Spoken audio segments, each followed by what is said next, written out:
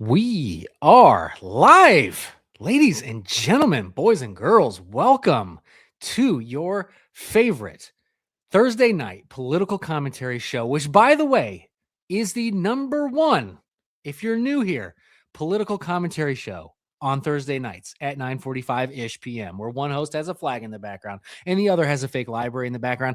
Folks, there is not even a close second. We dominate the market when it comes to those parameters. Alex, my favorite co-host, how are you doing this evening? I'm doing great. How about you, Jeremiah? I am doing fantastic. Well, I was doing a little fantastic until earlier when I was told I need to lose some weight, Alex. I'm getting fat. 40 hit me like a ton of bricks, and my candy addiction is catching up with me. And I suggested I just buy extra large shirts now instead of just the regular large. But nope, I was told I need to lose weight. So that's how I'm feeling, man. Well, Welcome to the club, he says. Maybe we can go on like a together diet. a together diet. I don't know, man. That sounds it's a little sus. Sounds a little white liberal, maybe. Yeah, a little awful. Maybe we can get those watches and maybe we can like, I don't know, can you like share like workouts like, hey, I took 6,000 steps today. Where are you at? Like, Yeah, I think they have those. we should coordinate. We should coordinate on that. I will Welcome. find a way to cheat though. I'm sure you will. I'm sure you will like strap it to a dog and let the dog take all your steps for you. Ohio Thank Patriot. you for the hat. Yeah. Shout out to Ohio Patriot. We challenged her. If you were watching the show a few weeks ago, she said we should get some daggum Patriot hats to support the wonderful representative, Tim Burchett. And we said, yeah, sure, if you pay for it. And then we got these in the mail. So she was like, okay, love our fans. Thank you so much for the hats. Definitely love rocking these today. Welcome. This is a call-in show, by the way. If you haven't noticed, there is a link pinned in the comments, which I will even highlight here for you for a little bit. That is the call-in number. Call in. We are covering Iran today, the Iran deal that everyone is either so extremely upset about or think it's the best thing since sliced bread. We got an X-file for you. Bigfoot in Michigan. We got gay utilities. We got all kinds of stuff here tonight, Alex. How has your week been leading up to this Thursday, Alex? Anything of note happened to you? Anything worthwhile in the Rhode Island, Providence area? No, it's been pretty chill over around these parts. Nothing crazy going on over here. I mean, quite the news week nationally. Quite a few things going on. But yeah. Oh yeah, World Cup is in town. We might. I got I don't know if you want to call it a montage, but I got a collection of Europeans who were lied to about America for their whole lives, and then they got here and realized we're way better than their home countries, and they can't stop talking about it. They can't stop eating fast food. A lot of great videos from those. So if we can get to that, because I'm not a soccer guy, so I could care less about the World Cup, but I found those quite interesting. And I guess America like won very handedly the other day, and they never win at World Cup soccer. So that's pretty exciting. I'll root for that. I do see we have the Rhode Island Football Club, which is our like professional football team, and it's pretty cool to see. There's a lot of local support for them. It is pretty cool to see like people in your state get behind something. So for sure, even if it is soccer, right? Yeah, soccer. It's not football. I don't care what the Europeans say. It's soccer. They should just call it World Cup soccer. By the way, how am I sounding out there to you guys in the chat? Let me know if my microphone sound okay to you, Alex? It sounds fine. It ducks sometimes. You know what that means? What does that mean? It goes under either my voice or whatever's playing. So like if something plays, your voice ducks underneath that audio. Yeah, I wonder why that is. I do have the mic farther away from me than normal. And when I move, I'm sure that like I don't know. That's weird. I wonder why it's doing that. It's not. I was told it was clipping earlier. Yeah, But- same thing. Clipping, ducking. So yeah. But Honestly, it has anyways, a lot to do with internet. So get an oh Ethernet. geez. So get Ethernet. Yeah. Man, my connection should be top notch here. What is going on? Nah, not you can't put Wi-Fi and top-notch connection in the same sentence, my friend. I got the booster, man. I got the booster. Hit that thumbs up button for your boys if you are watching. Subscribe to our channels if you are not already, folks, and share that show. Let's get this chat rolling tonight because we are about to roast some white liberal women, our favorite pastime, your family's new favorite pastime. I'm sure it's gather around the campfire and then listen to Alex and Jeremiah roast some liberals. Go ahead and cue us up, Alex. Call me off guard. Oh, you got to have that theme ready. I thought you were doing it. Wait, where is it? Oh no, did we lose it? I think you wrote over it. No. Yeah, it's not over here. Impossible. Hold on. What was it? Nope. You're right. White liberal women are awful. Pleasing them is impossible. Ladies, why so hostile? Audience, grab a drink and follow. Come laugh with us. Watch them wallow. Ooh, love it. First one up tonight. Alex, did you know that during the amazing UFC 250 event, which I heard was awesome. I didn't get a chance to see it because it's behind a paywall and I don't have the pirate stuff, right? A lot of my friends pirate that stuff instead of paying for it. I don't do that, right? Okay, maybe I should. But did you know that a group of white liberals decided to host a what do you call it? Not a simultaneous event, whatchamacallit event, a mirror event, I don't know. The word is fleeting me right now, but a protest I know what you're event. saying. Yeah, you know what I'm saying. You know what I'm saying. Counter event? Yeah, a counter event. Yes. And it was a doozy. In fact, they love to sing. So there was a lot of singing going on, a lot of future #1 hits, I'm sure, including this one. No one is getting left behind this time. No one is getting left behind. Not this time. No one is getting left behind this time. How do we get there? Together or never get there at all. No one. This is what I imagine happens behind the doors of the churches I drive by that have the rainbow flags out front. That's exactly what happens. That is exactly. Those are the songs. They don't sing. They listen. Okay, say what you want about contemporary Christian worship music, but I will take that over what we just heard. Yeah, any day. But that's not all, Alex. Actually, I do have another singing event from that. In fact, I have one from the super famous, not old at all, Bette Midler. Joined them on stage. Exactly. Bette Midler with her rendition of whatever this is. Oh, you fascists bound to lose. You're bound to lose. You fascists bound to lose. Hey there, all you fascists. Let me put you straight. When you come for the rest of us, we'll fight you at the gate and you will lose. You fascists bound to lose. Oh, you fascists bound to lose. Who told them that this was cool? Like who put this together and said, you know what, young people are going to think this is awesome?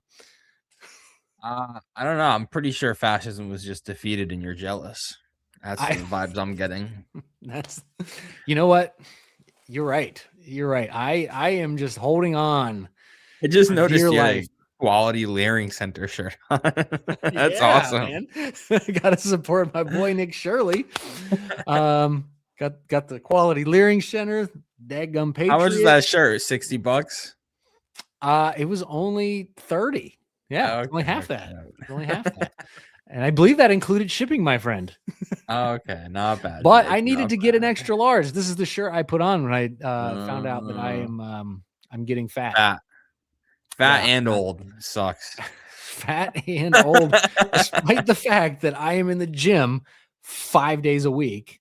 I am still putting on the pounds. You know why? Because as you get older, I'm realizing that you cannot eat entire bags of Nerd gummy clusters and king size Twix and cookies and Dairy Queen all in 1 week and expect that not to put on the pounds.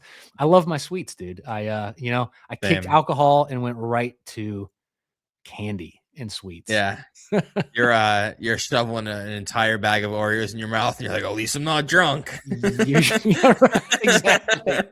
Exactly. Hey, listen, let's be honest. If you're getting Oreos, if you open a bag of Oreos, tell me if I'm wrong in the chat here. Tell me if this is wrong information. All right. You buy a bag of Oreos, you have to eat at least one whole sleeve. Like you can't just have a couple. Like you're going for the whole sleeve. I mean, am I wrong here? You're not wrong. That's why I don't buy them, because That's feel why you the don't buy 'em. heartburn, but I would do it anyway. Well, affirm. Yes. See, Mr. Rogers, Mike C. Rogers, brother in Christ. Welcome to the show, brother. Yeah, affirm. Yeah, you have to eat the whole sleeve. You cannot just get and have a couple. Like what the serving sizes they put on those is like It's serving 2 size for for 150 calories or something like that. like 3 cookies as a serving size. Like what? Like, There's you actually a kidding me? guy who recreates all of like your favorite brand foods, and he did Oreos and he put a lab coat on and just mixed a bunch of chemicals. I was like, okay. Why is Alex's hat words back? No, mine aren't, right? We're good. No, yours are backwards. What? Is your camera not mirrored? Oh, let me check the live. Oh. Yeah, it's weird because it like mirrors it again. That's weird. Uh, Maybe Ohio Patriot, you bought a mirrored hat. There we go. Much better. Much better. now we good.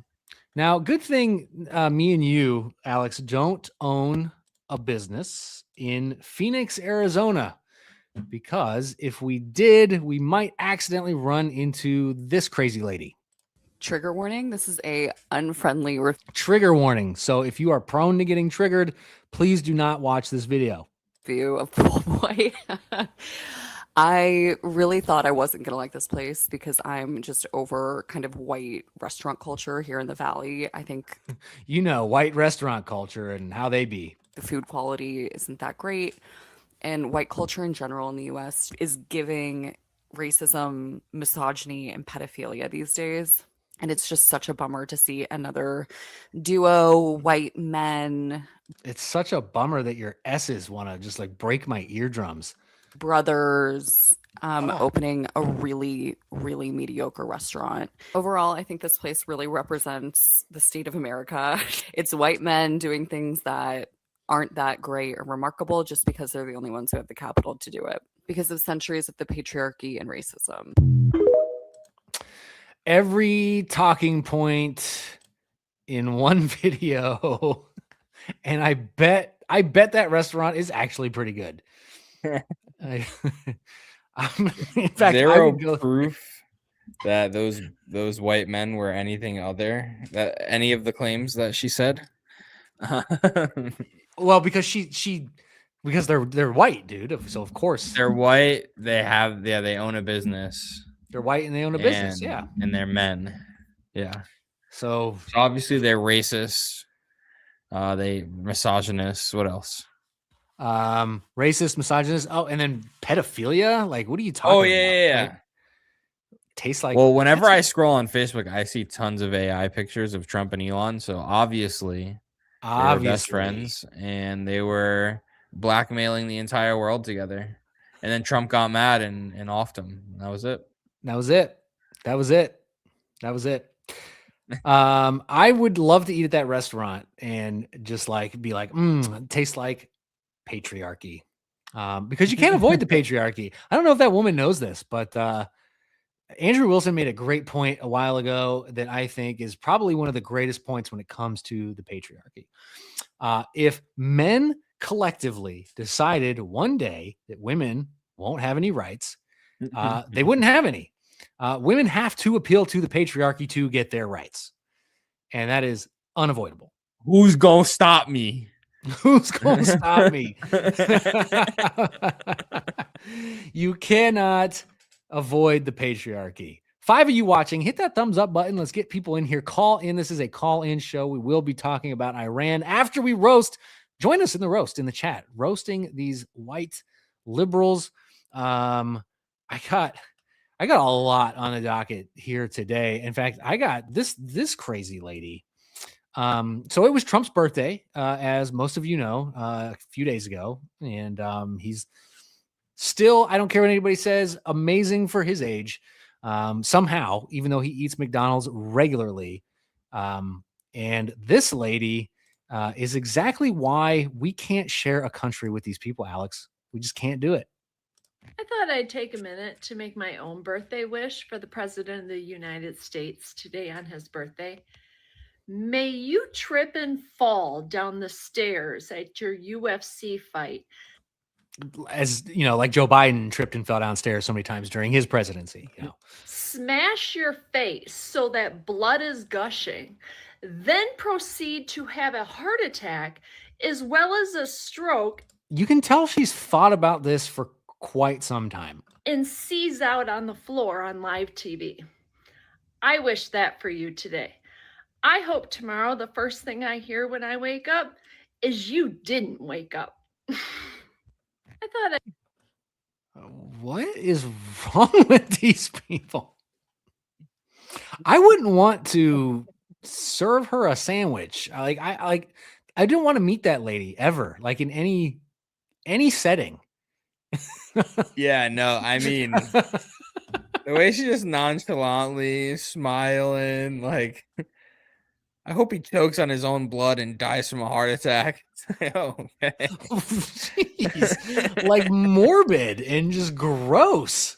Like, please tell me that's a parody. I wish. Mike, let me tell you something, Michael. Some of the videos we've shown on this show that should have been parodies were very much real. That is tame compared to some of the stuff that me and Alex have had the unfortunate and fortunate business looking at.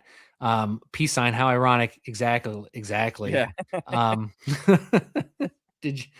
Did your moms dress you alike this morning?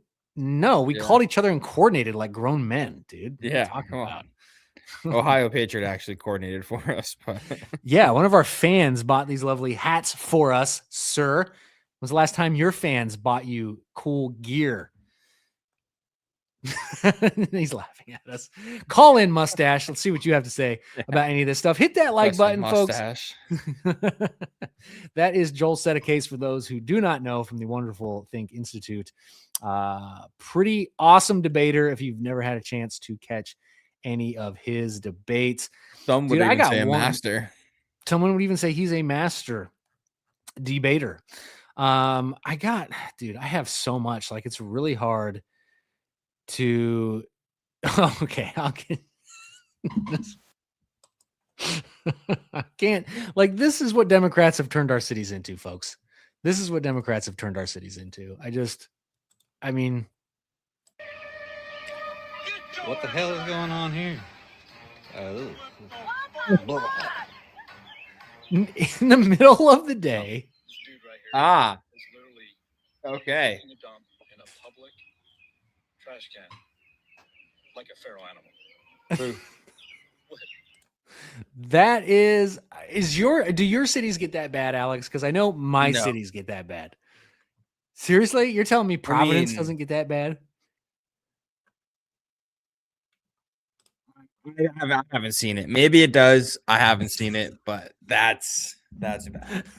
That's I mean, like in Columbus, like they will literally if there's an empty storefront, you'll get a homeless encampment and they'll jam as many of them as they can in that storefront, and they'll just use needles just like right then and there. It's like a very mini like LA type situation in Columbus that they refuse to clean up. Like homelessness has jumped like 40% over the last 5 years. It's nuts. And it's very blue, and your whole state is very blue. So I just kind of people were just like pooping in trash cans everywhere. It's interesting. We're very, very small, and as you know, it's easier to organize and control people when there's not as many of them, right? True. It's a very unique state. I mean, it's the smallest state. It's only got 1 million people in it. So you guys can control your poopers. Yeah. There's more programs, and I don't know. I mean, look, they made panhandling legal about 5 years ago. I've definitely seen a lot more homeless people, but I don't know. I'm guessing that just allows people to stick around longer. You know, because yeah, I'm like whatever you guys are doing that seems to be, keeping poo out of the trash cans. Maybe, you need to collaborate with some other. They're like, hey, this is how you keep homeless people from defecating in public. We got a caller. We got our first caller in the show today, folks. 6 of you watching, hit that thumbs up button. Help your boys out. We are making fun of white liberals right now. I do have a therapist on this next video, and personally, Alex, I would go see this therapist. I think you would probably see her as well. She seems a man. He, she, him, shim seems. I don't even know how you address. Like, we need a word. We need a word for the men who become. What's women the and pronoun for a school shooter? That's we need anyone in the chat who can help us with new terminology for these mixed gender, whatever you want to call them. We will pray for them. But no, I mean, she seems very like she got a great college education. I'm sure her dissertation was amazing. And she's about to let us know how qualified she is here. My name's Nexus. I'm non-binary as hell, and this is what I wore to go see some of my teenage clients today. And can I just say that Did you catch that? Teenage clients. there is something so powerful about meeting with a new kid, and they like bring up their OC and like role playing on Discord, and while my personal foyer into all of that was pretty minimal, I'm just right there.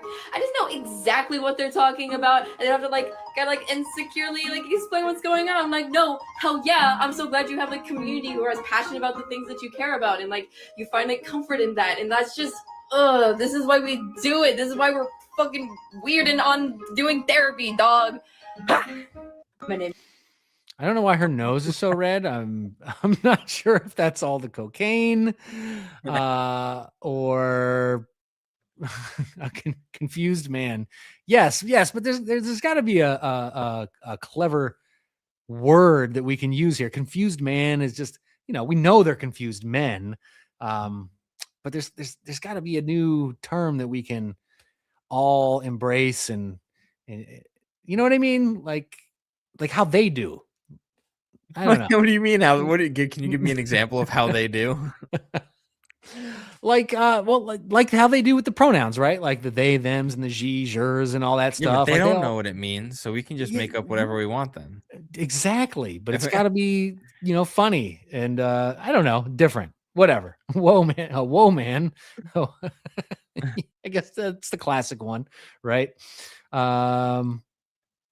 QLV1C. Cool Vic. What up, Vic? I'm guessing. Cool Vic. Welcome to the show. Hit that thumbs up button. Thanks for joining us today. We got should we wait to do a news story before we take our first caller here waiting, or take him up? He's been waiting. Right. Bring him up on the his bedtime is anytime. Bring him his up. bedtime Listen, I'm doing sermon prep here, so I don't have a whole lot of time, but I have to show off my own swag. This is the real swag right here. There it is. This is the real stuff. Nice. Okay. How many of those Okay. you got? You got Uno. those for the whole crew? Only one. Oh, okay. The only one that anyone's. It's available. It's been available. I heard in our store. if you complete a certain amount of videos in the Hammer and Anvil Society, you get a free shirt. I don't know. If that were that's what I was true, told. Jeremiah would definitely have a shirt already. I should have a shirt already. I'm gonna should. see what I can do, but we're gonna do something. And that's how you pressure your friend in a live stream to give you free merch. Hey, in front of these people, I want you to give me free merch because I completed so many of your classes. Let me just say, what would be a good political? This is a political show. How would a politician answer that? We're committed to doing all that we can to take the appropriate measures to make sure that the outcomes that are best for all the stakeholders will be taken. And that's the time has come now to do what we have always done, and that time is every day. I always knew Joel was a grifter. That was a great political speech, sir. You should run for city council. Thank you. I would last about 2 minutes as a city councilman, I think. I don't know. I feel like you would like rail. really shake some things up, like really get people on their toes. Who is this guy? Why is he coming in here with his mustache, trying to Why disrupt does he always the bring a status Bible quo? to these meetings? Why does he bring a Bible to these meetings? What first thing that would have to go would be no more pride flags flying at City Hall. That'd be important. Okay. Actually, this is a great idea. On pride flag. I'm gonna move to crosswalks. Illinois and register to vote just so I can vote for you in that city for city council. Dude, let me tell you, you would be the only person moving to Illinois. The flow is definitely Really. Oh yeah, we're losing thousands and thousands and Why is thousands that? of people. Well, because now I'm going to say this as Joel said a case, not as a representative of the Think Institute, because the Think Institute is a non-political organization. We don't endorse candidates or platforms, but we have been an increasingly Democrat state. So picture like the politics of California, but without the beaches and without the great weather. So it's like, what do you have to offer? Truly, it's not a joke. I mean, literally, to live in Illinois nowadays, you have to have a reason for living here, and so it's work or family or just. I mean, and they took the Bears from you. They're taking the Bears, yeah. That sits squarely on the shoulders of the governor and the mayor of Chicago. I mean, that's what I found out is that they don't have enough money to give a tax advantage to the Bears, like Chicago's team, but they've been able to give away $5 billion to illegal immigrant benefits. So, you got to have your priorities straight. Yes, of course, they always have their priorities straight. Never for the people who've lived here their whole lives, only for the people who showed up 5 minutes ago. Well, Joel, while you're here, why don't you join us for these last couple of roasts here we have on the docket? Okay. I got Hassan Piker, everybody's favorite. He is so well liked across the internet, dropping hot takes like this one. If I didn't care about this country, I would just leave. I'd go live somewhere else, right? But I want to fix. Please, for the love of all that is holy, do that. Fix it. And I want to fix it because I know that America has tremendous promise, tremendous potential. But unfortunately, my citizenship and my existence is seen as conditional, and as it should be. The number one argument that is advanced against me, sometimes by the likes of Randy Fine, sitting U.S. Congressperson, is that I must be denaturalized and deported because I'm not a real American citizen. I'm a fake American citizen. And that's a really interesting concept because everyone is a fake American citizen at the end of the day. None of them, like everyone came here at a certain point, unless you're literally indigenous, unless you're Native American, you just came here. Your family came here at some point. That is the favorite talking point of the left. Where'd he go? what I do here. There we go. There you go. That is their Hassan Faker. Yeah, absolutely. But that is like their biggest talking point. Well, no one is original to America, so what does it matter if I'm here or not? And well, wait. Why does he explain the context here? Because I don't quite know. Hassan Piker a citizen of America? When did he become a citizen? He's I don't know when, but he was naturalized as a citizen. Yes. But I feel like if you have, No, he was born in New Jersey to Turkish parents. But get this. I got you. But he grew up in Istanbul, was raised as a Muslim. His father's family emigrated from Thessaloniki and Crete, Greece, to Turkey. And his mother looks like I'm not sure where she grew up, but it looks like he was born here and then moved away.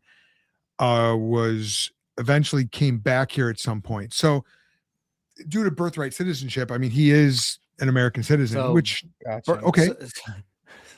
So they're making the argument they want to denaturalize all birthright citizenship.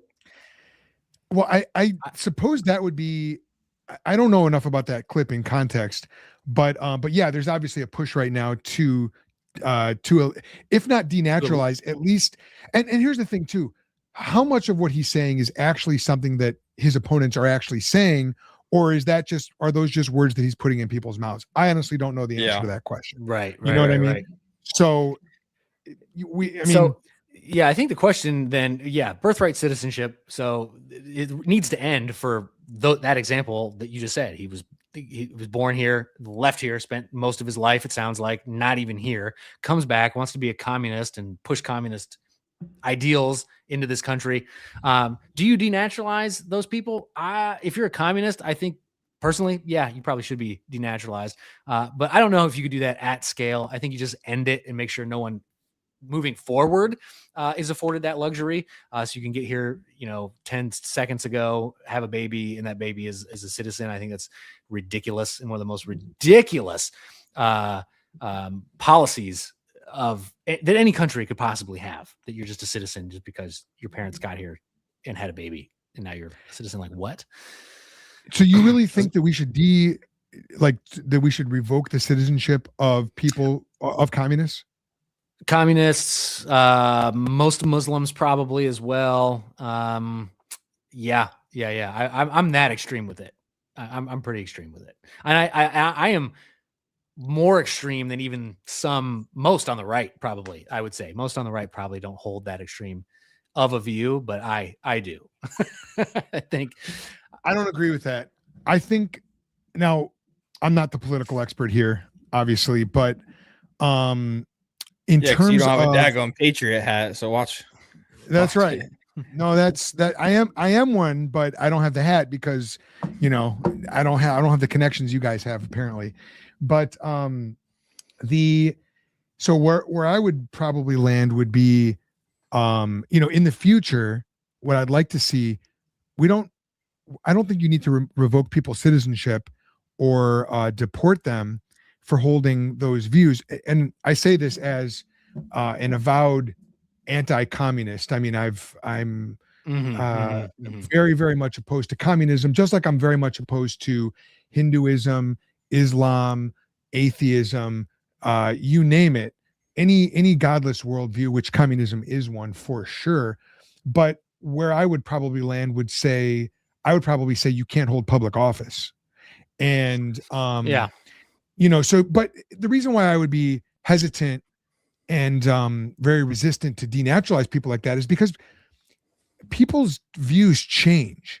Like we're Christians, we know that people can be converted. Communists come to Christ, and you might be a communist at age 19 when you're young and idealistic and you've been listening to a lot of Bernie Sanders or something like that, and you're just naive, but by the time you get married, you start having kids, you start to realize, wow, if this worldview wins, my family's not going to have any money and I'm going to have to stand in the breadlines. You change, or maybe the Lord gets a hold of you, you believe the gospel, and you start to realize that communism is an evil satanic worldview inspired by at least a demon, if not the devil himself. And you go, okay, well, I'm going to give that up, Right, so right. that's why I would say give people a chance to change. What do you think? Sure. I mean, it's tough not to agree with that sentiment as a Christian, but I'm torn because I feel like there has to be some level of you have to assimilate. And how much time do we give you to assimilate? I don't know. You'd have to give me some time to actually think that through. But as it stands, where did Alex go? I don't know. As it stands right now, I'd say if you've been here, let's just, for the sake of conversation, say, okay, you've been here for 10 years. You have no interest in assimilating. How do we determine that? I don't know, but you got to go. That's why I think it's not going to happen that way. If the Supreme Court ends up ruling against birthright citizenship, which I don't think they're going to do, they should. I don't think they're going to do it, but let's say that they do. I think they're just going to be like, hey, moving forward, birthright citizenship is done as it should be. I don't think they're going to go backwards and denaturalize people, even though, arguably Ilhan Omar needs to be denaturalized. Hassan Piker should probably be denaturalized. If you come here, you hate everything about this place. Like, again, this is all subjective though, right? So it'd be really hard to enforce. Okay. Denaturalize. So I don't know if you've heard this stat, but I recently heard the longer a family is here, the more generations that they are here, the more likely they are to vote in a conservative way. Like they get the generations become more conservative the longer they're here, which makes sense. I mean, if you think about it, you start to feel more invested in the land and less tied to your ancestral place of, your ancestors' place of origin. So yeah, if you ask me, it's like, well, okay, fine. The people who are here are here. You can debate whether or not they should have been, or whether that's a faulty interpretation of the intent of the actual 14th Amendment. But they're here. Okay. And see, I think there's other measures we can take, dude. And here's where I want to get radical. When I'm talking about assimilating and things like that, I would like to see the public school systems shut down, or at least defunded, and let the market take over. I mean, literally give everybody their tax. Don't take the tax dollars. I'm not talking about rebates. I'm not talking about vouchers. I'm talking about we eliminate the property taxes that go to fund the public schools. And we just say, hey, property owners, you are free to use this money in whatever way you want. Right. And the public schools are free to compete in the market. If people actually want their kids going and getting indoctrinated with the worldview of, like in Illinois, of LGBTQ, radical multiculturalism, something like that. But if parents want their kids to receive a Christian education or a conservative education, they can do that as well. And let's just see after one or two generations which schools are still standing. You know what I'm saying? Yeah. No. That's a great idea. Ohio Patriot does bring up a good pushback here, though. There are 10,000 Chinese anchor babies that were dropped here and taken back to China to be raised. Do we allow them to stay citizens once they've been raised in China to come back here? You see what I'm saying? Like, that's where we're getting into some murky waters. And that's where I think that is where you have to revoke citizenship, in those situations.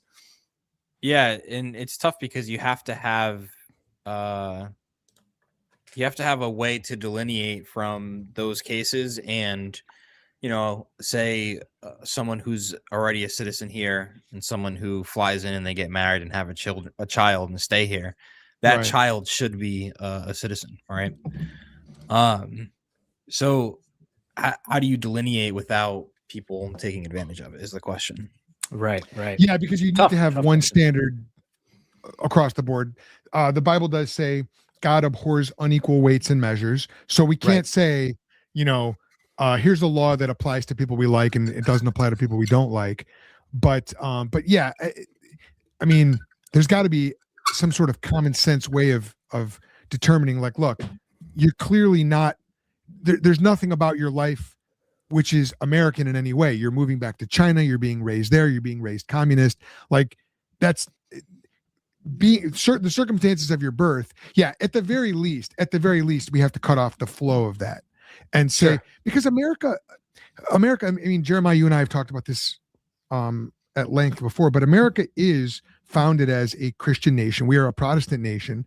And if you're going to be intentionally born here to, ironically, to capitalize on our Protestant generosity, only to then be raised in a satanic communistic worldview.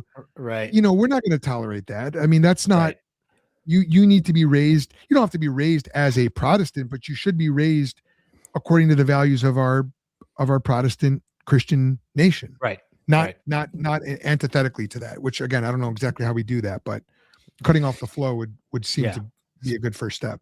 Smarter minds can debate that one, and maybe we can Yeah. debate it one day. But let's jump into our stories. Joel, thank you so much for joining us. I know you got some sermon prep, but keep us I on in do. the background. And God bless, guys. God bless God you. bless, brother. Good to see It's you. fun. God bless you. We do have a caller waiting. Continue to wait, sir. We will get to you. We want to jump into our stories here. We got Iran. Our lead story, a deal was cut with Iran, as you know. And Alex, well, some people are happy and some people absolutely hate it. Israel hates it. Democrats hate it. The retard right hates it. Only the MAGA base seems to like it. JD Vance has been put on the front lines to defend it. We're going to go through the points of it. I do want to share this. Yeah, there we go. Thank you, Boomer, over here. Trump, Iranian official signed memorandum of understanding over Israeli objections. Plans called for Vance to lead the ceremony. However, he didn't. Trump criticized Netanyahu for Israel's Lebanon campaign because part of this deal includes Israel getting out, stopping their war in Lebanon, which they don't want to do. And I'll explain a little more in detail why they don't want to do that and kind of why I understand why they don't want to do that. We did send a copy to Israel, by the way. Trump said they've been a good partner. Again, I think they could do better with respect to Hezbollah. On that, I don't think they are doing well. I say you could do a little softer touch, BB. You don't have to knock down a building every time somebody walks into it that's from Hezbollah. It's okay. So he's not liking Israel for continuing that war, because that could, I mean, the deal is not like there's 60 days to like finalize the details of this deal. Yeah. It could all go to crap. Should Israel be like, nah, we're going to continue to bomb and fight Hezbollah. Trump suggests that Syria should deal with Hezbollah more, and they could do it more effectively than Israel could. I don't know about that.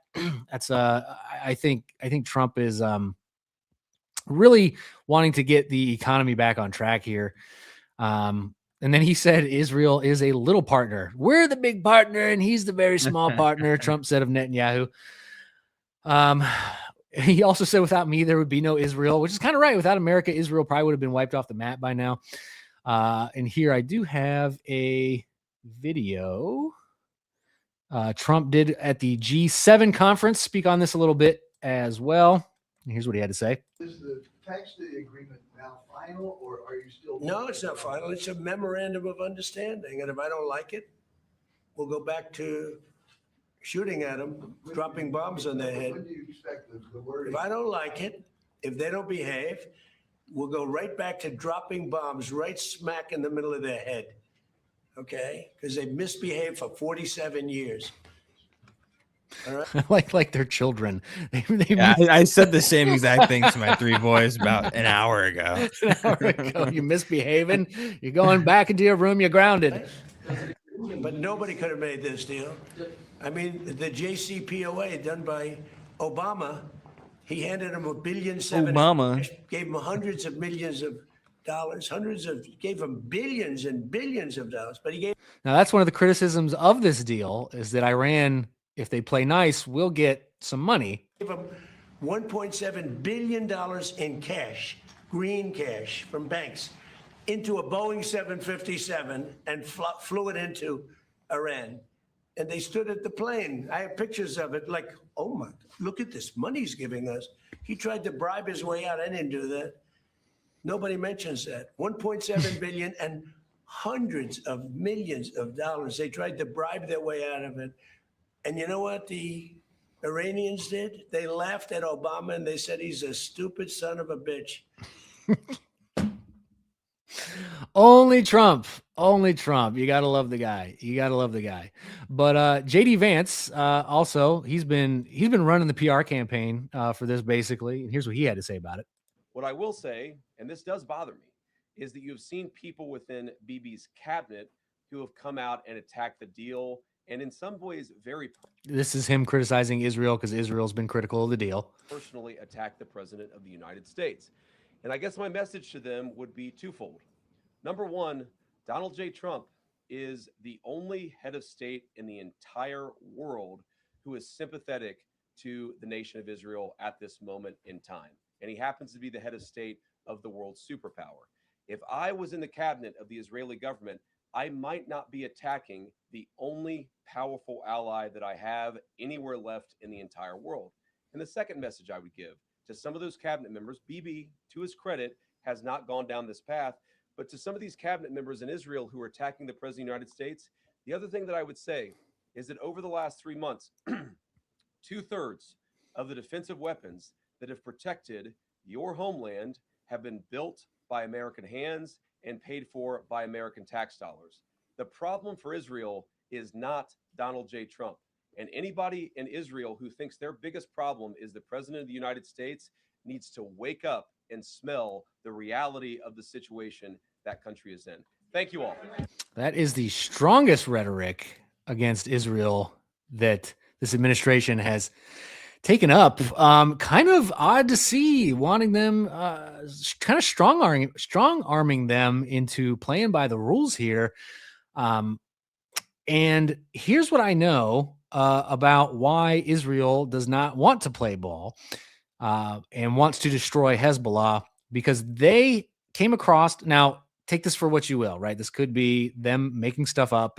People will say that, with Israel derangement syndrome, will say that they're just making this stuff up. But apparently they found tunnels along the northern border in the northern and detailed maps of the northern cities in Israel, and that Hezbollah was planning, according to them, a October 7th, basically, times 100, right? That and they are no longer going to wait for the terrorists to attack. They are going to go on the offensive and nip it in the butt before it happens. So Israel's like, hey, we're not playing defense anymore. We're going to play offense and get rid of the threat before the threat invades and does something crazy like October 7th.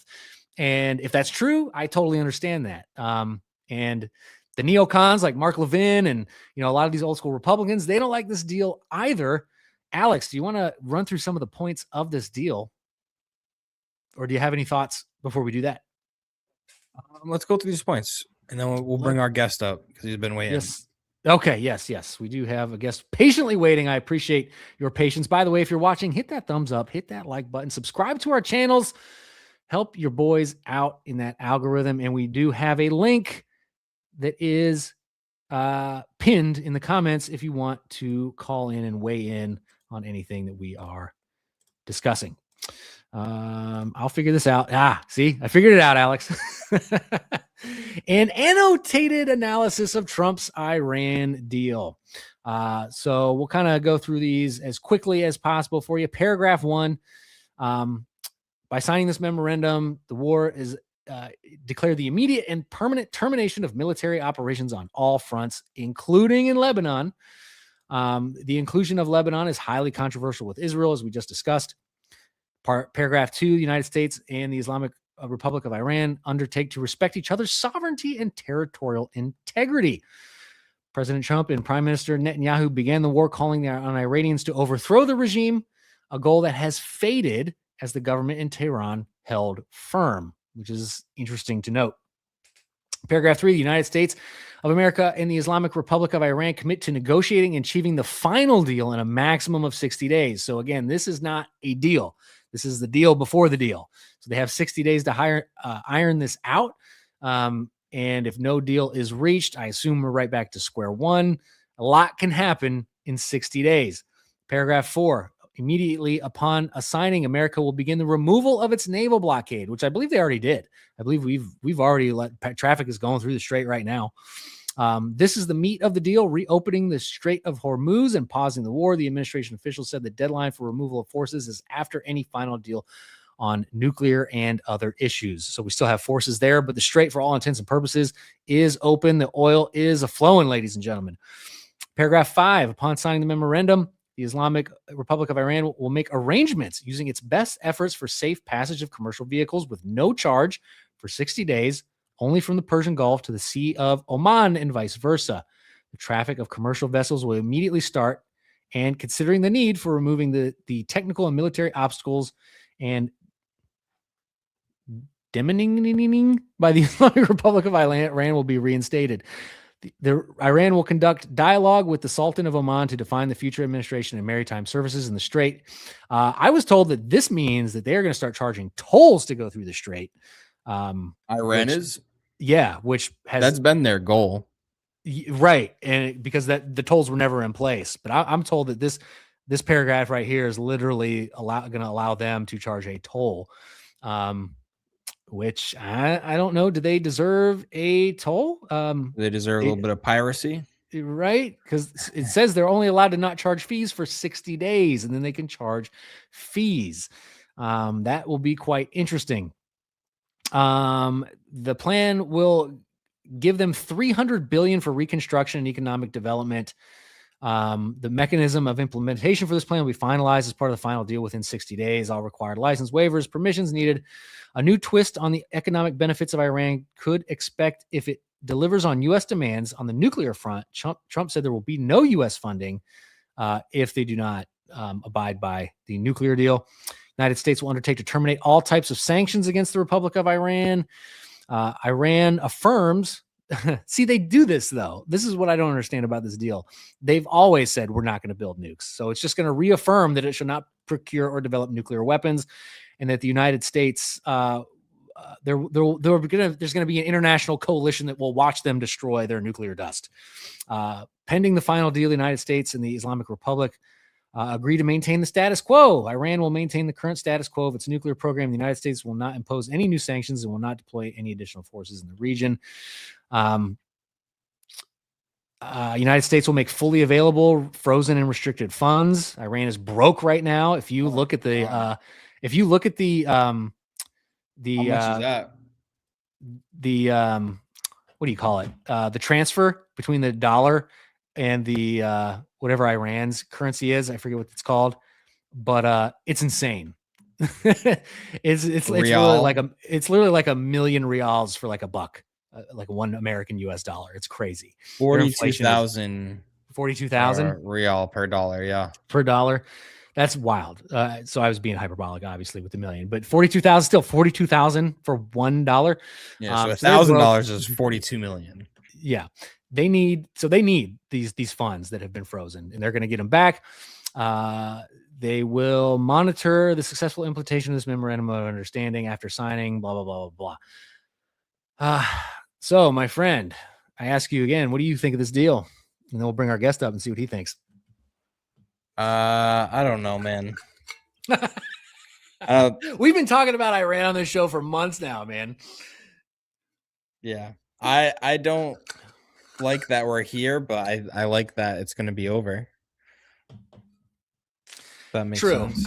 I think my guess, this is just a wild guess. I don't have any reason to believe that this is true, but I think Trump still thinks that they can win the midterms with all the redistricting efforts. And in order to finalize a possible keeping of the House and Senate requires that people have money in their pockets. So gas prices need to plummet. And I'll tell you what, at least in Ohio, so far they have.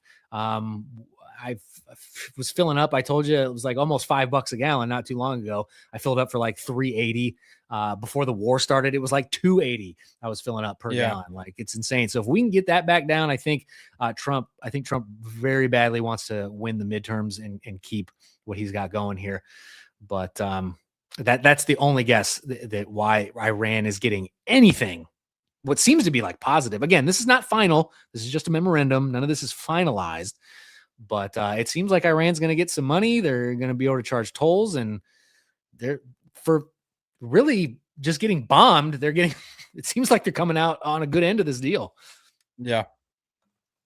Yeah, they definitely making out. For sure. All right, who's our caller here? Let's bring him up on stage. What's up, Dusty? What's going on? Dust. Thanks for having me up. Hey, thanks for calling in. How you been, man? I'm doing all right. You? Doing good. Why? What made you want to call in tonight? Because I saw some coping about how we're not getting stiffed over on this deal and how it's a good deal. We're really just paying $300 billion for nothing, right? Just open the straight up. Here's some money. I view it as market manipulation by Trump. I think that that's the exact point of it. He announced this thing right before the SpaceX IPO. The market went up.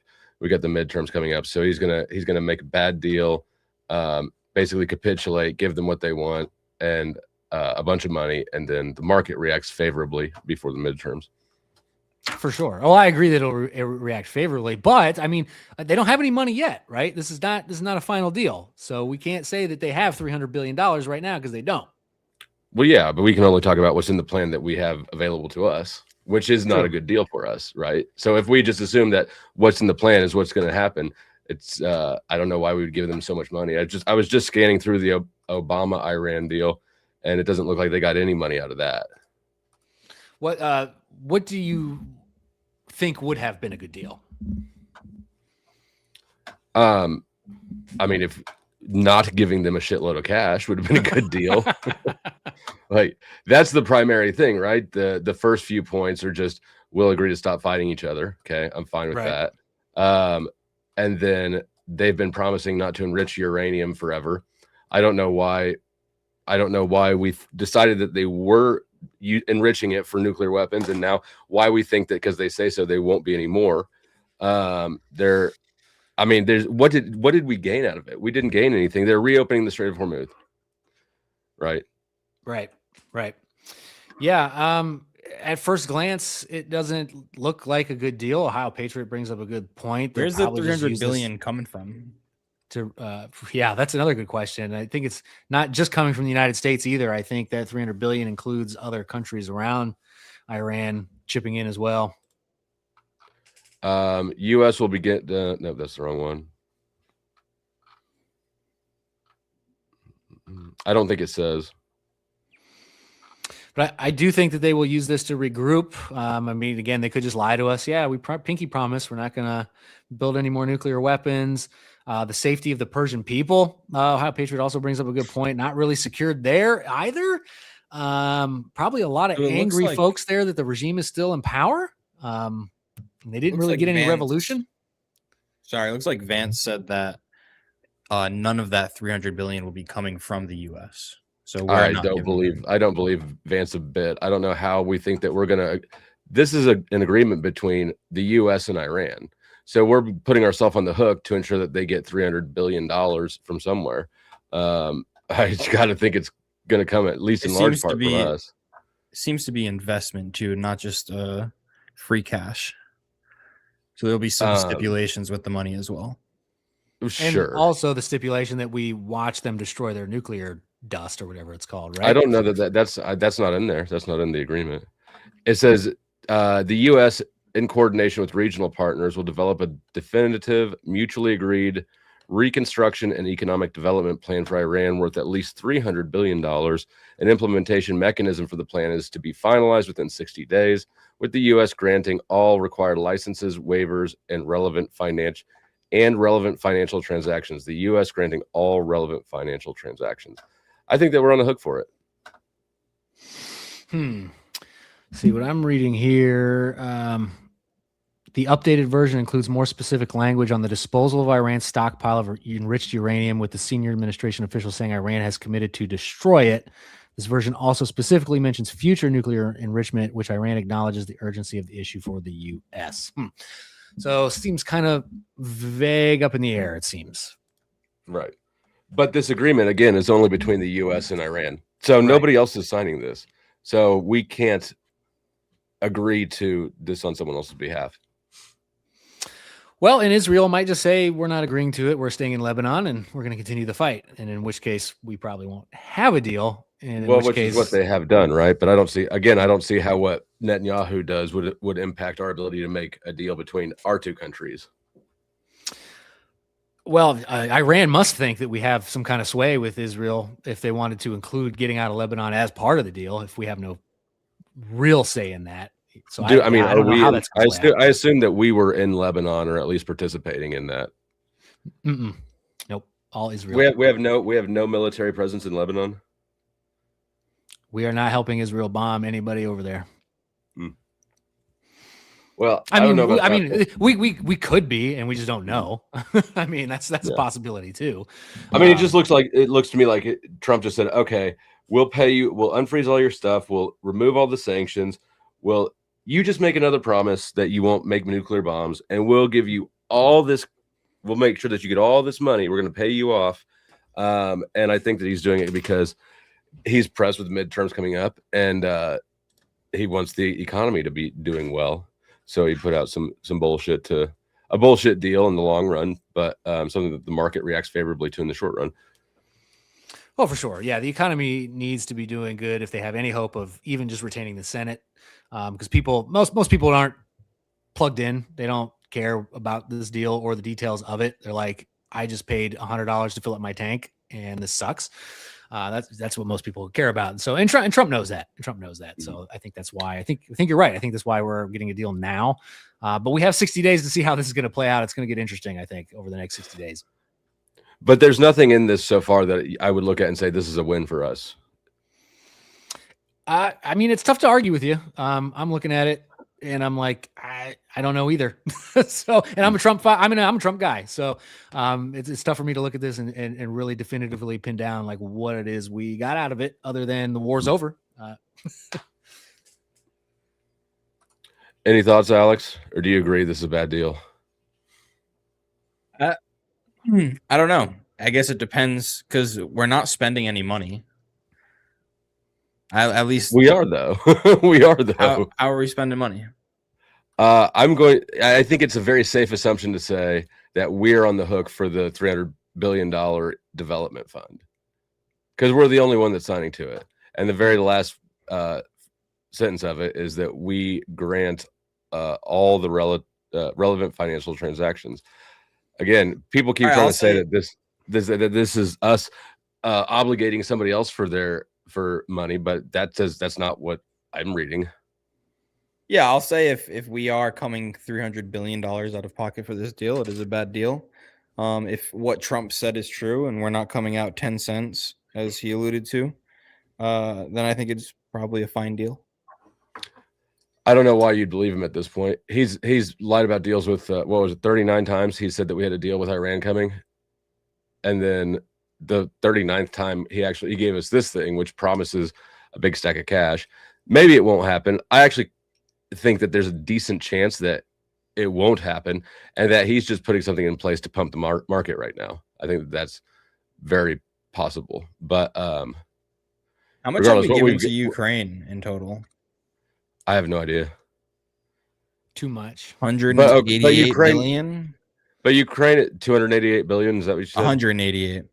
Okay, so this is just a quick number I saw. Yeah, this is like twice as much as we've spent. So it's a lot of money. And Ukraine is an ally, right? Iran's not an ally. So yeah. So it would be really shocking if the U.S. came out of pocket $300 billion for Iran. And it's safe to assume that this plan would include things like us hiring our own companies to go do construction, things like that, where we kind of also benefit on the back end of it a little bit. But nevertheless, this looks like a big bribe payment to open the Strait of Hormuz and keep oil prices down. Yeah, I mean, it could be. The Strait of Hormuz is open now, and they haven't gotten any money yet. So I think, like Jeremiah said, over the next 60 days, we'll see where. It'll be if any of that money gets dispersed, if any of the money gets unfrozen. I wonder how much is frozen right now. Well, yeah, and how much small print is going to be in the deal. It's tough to get any. The Obama deal was like 156 pages or something, and it did not include economic incentives from what I saw on a quick scan while I was waiting. So it's safe to assume that if if this memorandum does get put into a deal, it'll probably be 600 pages. Looks like Iran has over $100 billion in frozen assets. So I'm assuming those would get unfrozen first. There's $100 billion. I think that's safe. Yeah. Yeah, probably. But they didn't stop building nukes or enriching uranium under Obama.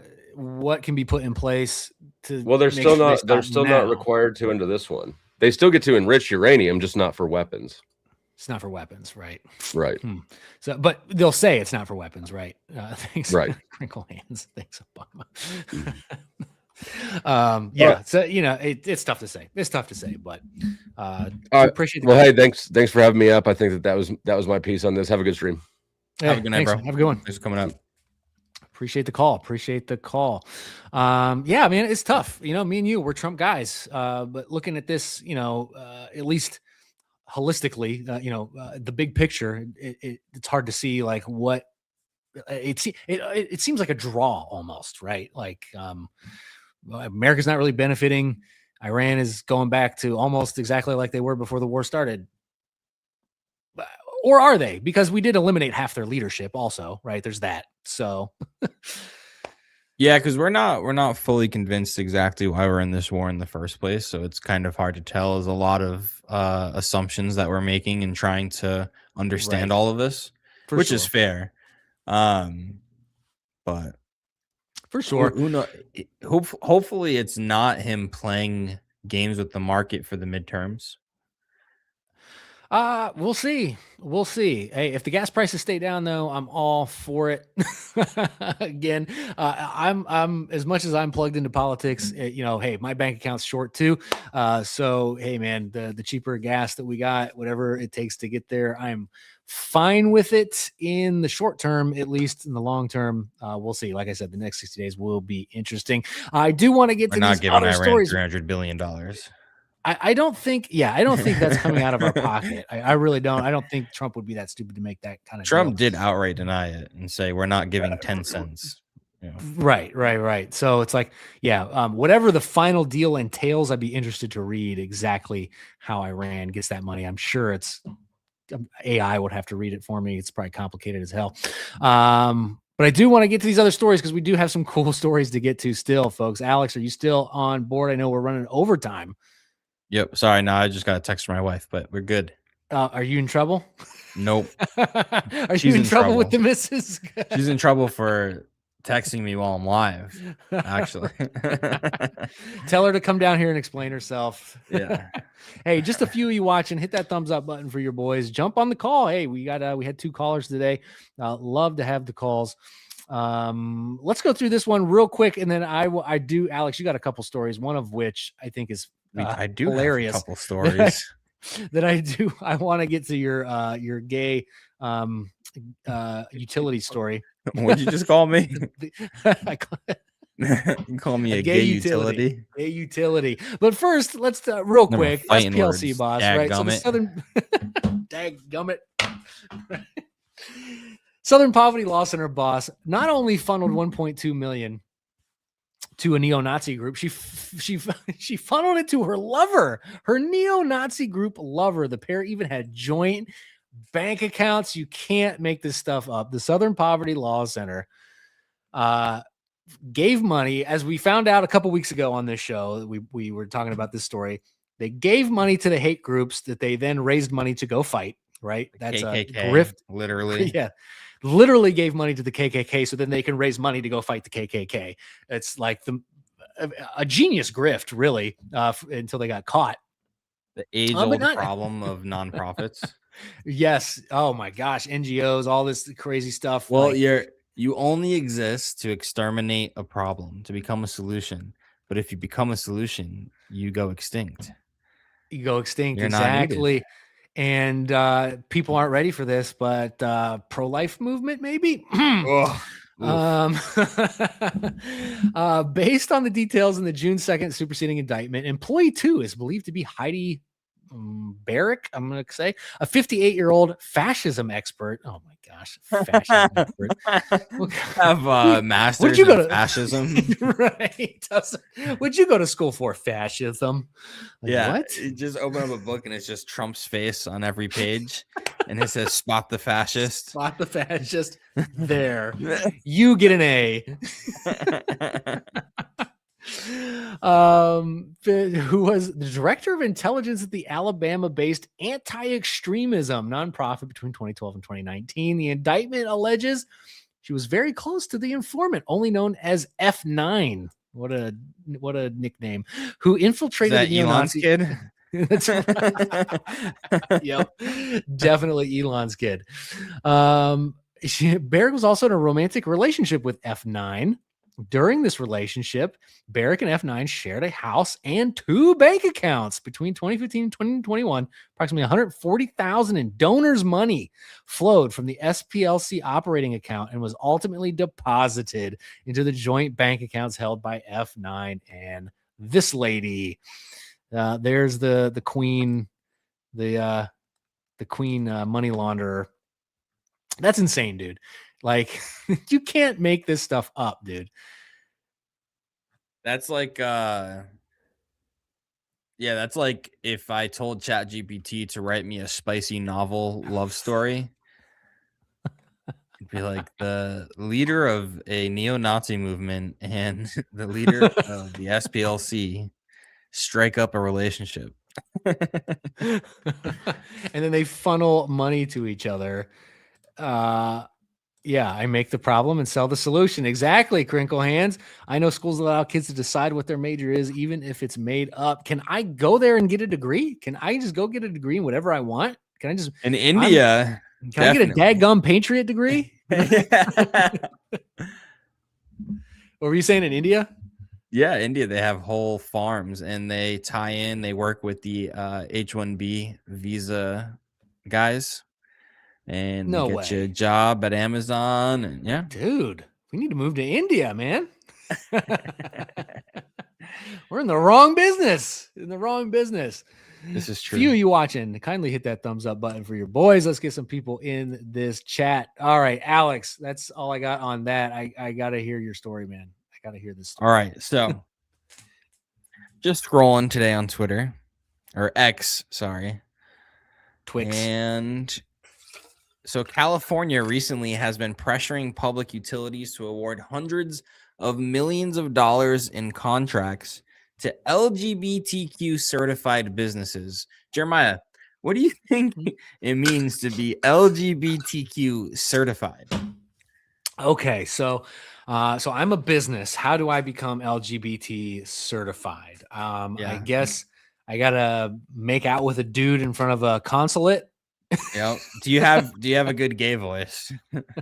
I actually used to do improv comedy, and I think I could pull that off. Okay. I'm not gonna do it right now, but I think I could pull it off. Yeah.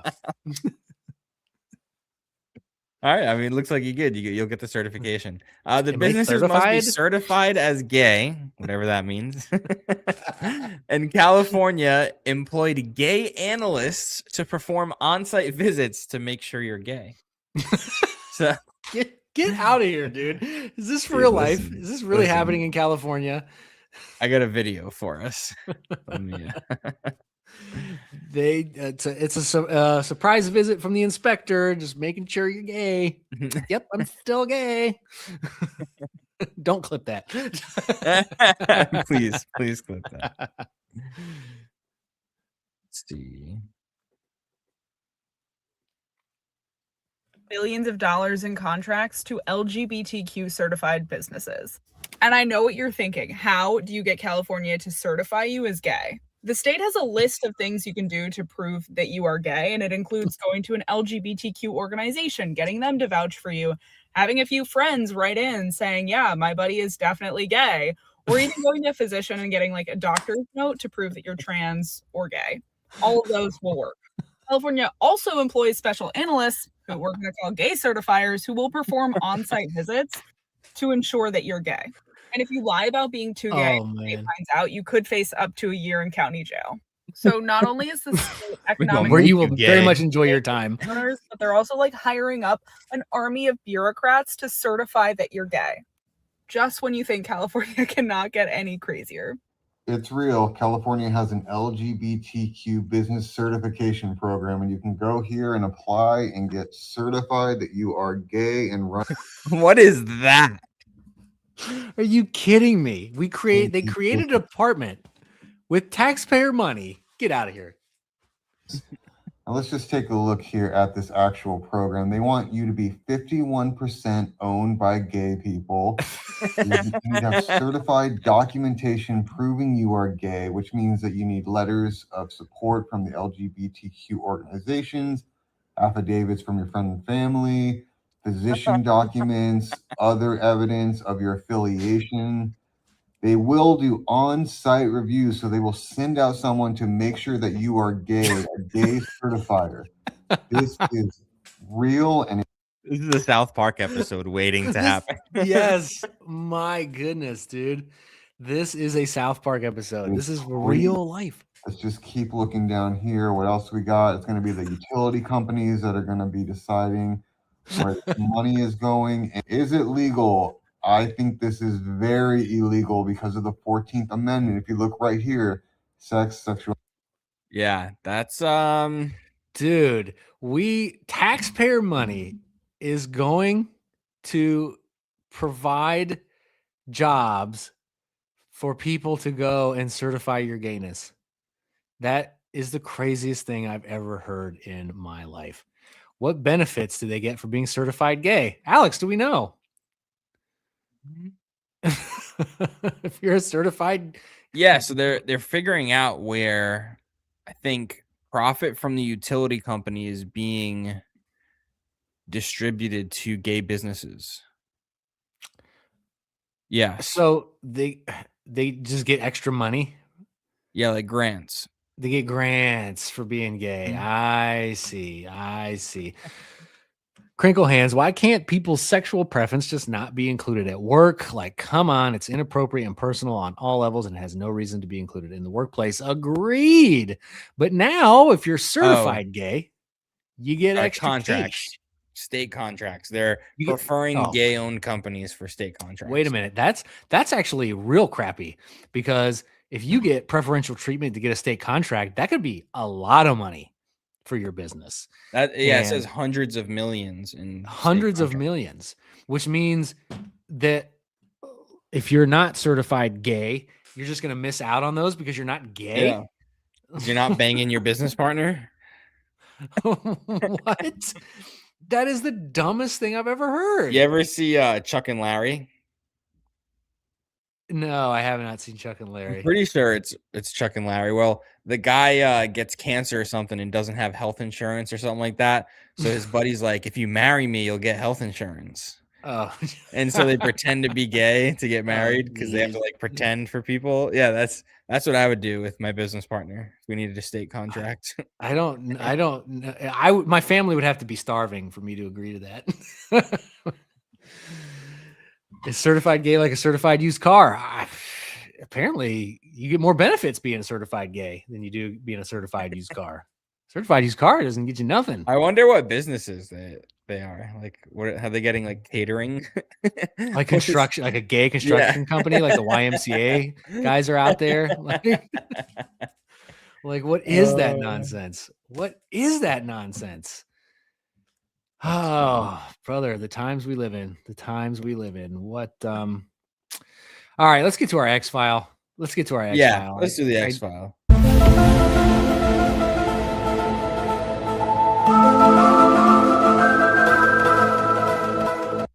All right, Alex, I know you are a big fan of where is my tab? Bear with me as I boomer look through my tabs to find the one. There we go. Found it. Okay. My wife is from Michigan, And it turns out Michigan has a Bigfoot sighting. Now I have I have my own thoughts on Michigan. Now, why do they keep this is like from the 70s, and yet they keep reusing this debunked photo like in every story about Bigfoot. Probably because there's no other photos of Bigfoot in existence. But in Michigan, out in the woods in the middle of nowhere, isn't the only place people claim to have seen Bigfoot and not been able to get a single picture of the creature. So strange. As we're about to get into, sightings can also take place on the beach at dusk near a lighthouse. Michigan is famous for lighthouses. They have lighthouses everywhere. A lot of them are pretty cool, actually. That time of day makes the lack of evidence collected much more understandable. Visibility wasn't great, and 2 witnesses and a dog saw a large silhouette. What was described as a dark figure with the build of a very big lumberjack with no neck. How do we know it wasn't a very big lumberjack with no neck? Those guys exist. It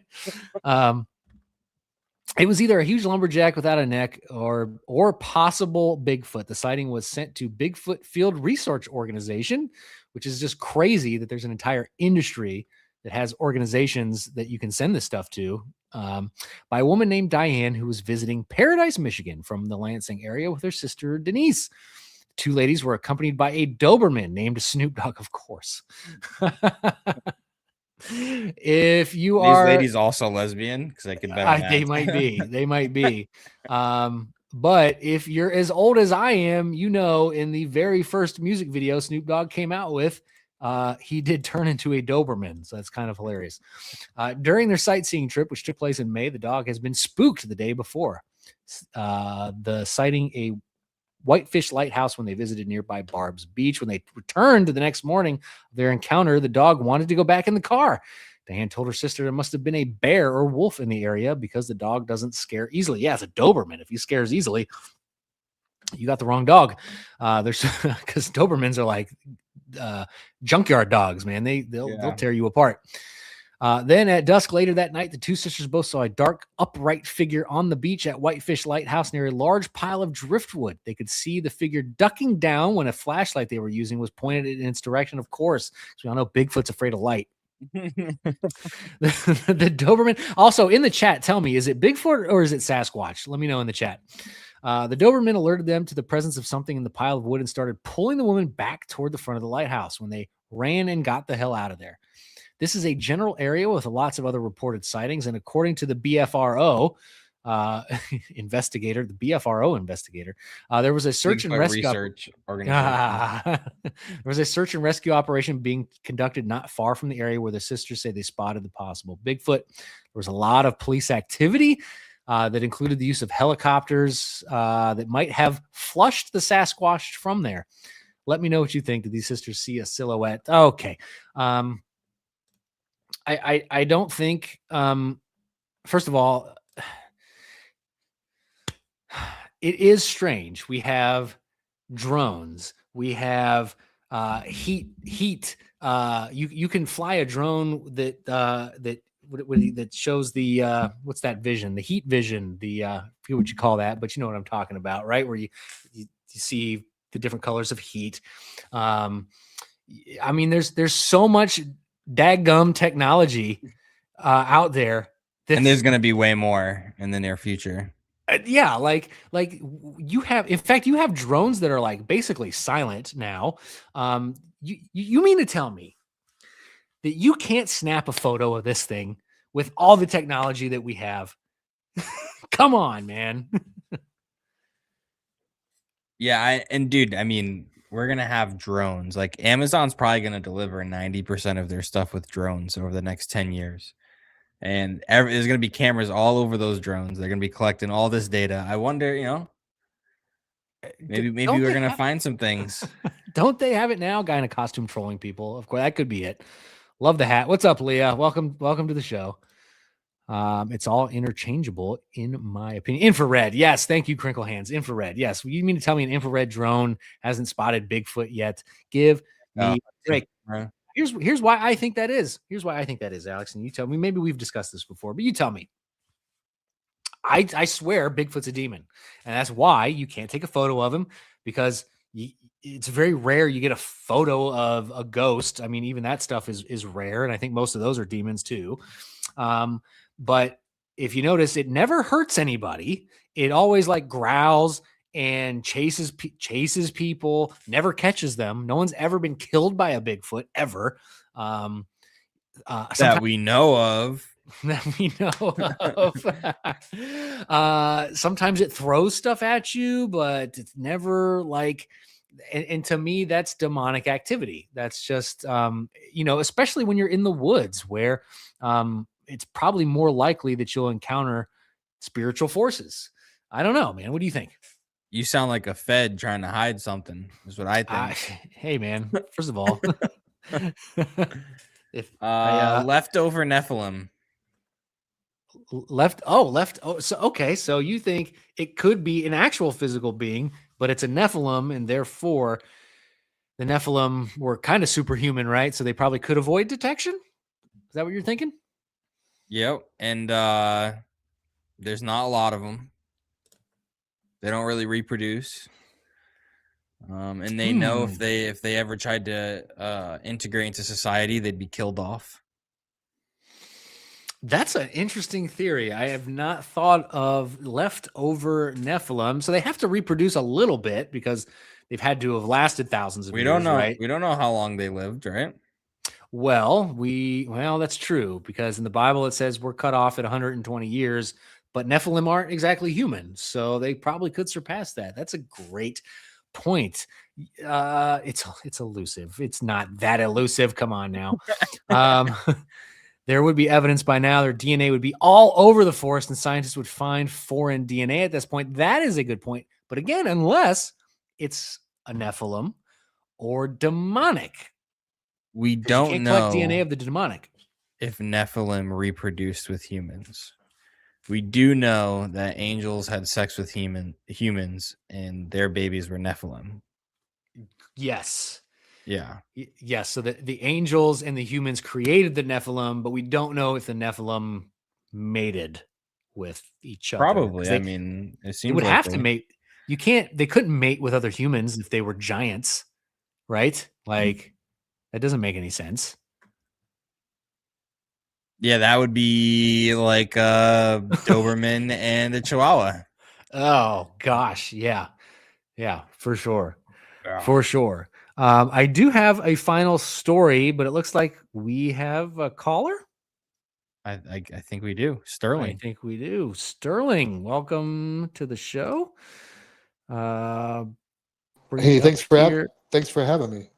Hey, no problem. I see you got a Seinfeld logo that you changed to Sterling. It looks like a Seinfeld logo, at least. But anyway, what brings you to the show, man? What do you want to talk about? Well, I love all these topics. I just found your channel. I saw the Powder Dusty on here, and I found your channel from him, and then I've already subscribed. But Appreciate it. I love talking politics, and I love talking Bigfoot, although it's very different subjects. I'm not sure how we went from one to the other, but like that's okay because I love both of them equally. Awesome. Yeah, it's one of our segments every week. We do an X file, and this one we did human gene editing last week. This week we got Bigfoot, man. So what are your thoughts on Bigfoot? Okay, so I believe that the time to believe in something, to believe that it's real, is once it's been demonstrated to you, and then also like once you can demonstrate it to others. Then I feel like you're justified believing that something's real. So I was a big X-Files fan too, by the way, growing up as a kid. And I had to realize that I wanted Bigfoot to be real. Just because I don't know why, but I wanted it to be real. And so I had to take a long look at whether or not I had evidence to believe that it was. Does that make sense? So Yeah. You're looking at alphabet soup looking for words, basically. I'm not sure what that means. You want something to be there, so you're going to look for it until you find it. Oh, kind of, yeah. Because I don't know why I wanted it to be real. Like I was just fascinated with it. But like I just started taking a long, hard look at my life and what I believed that might not be true, and that was one of the first things I went to. Okay, so Sorry. Does that mean that? So where you stand now? Are you saying you used to believe and now you realize that was silly, or? I used to believe, and then I realized I didn't have good evidence, compelling evidence to be convinced that it's true. And sorry. Sorry, what was Yep. the most compelling piece of evidence that you looked at that still didn't cut it out for you? Okay.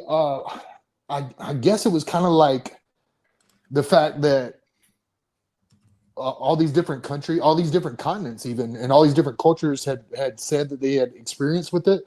Yeti, Yowie, hairy man, Sasquatch, the swamp man, on and on and on.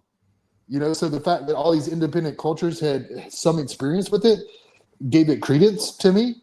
But and then also, like, I heard one of you guys saying, how come they never take a picture of it? How come they don't have thermal evidence? Well, allegedly they do have pictures of Bigfoot.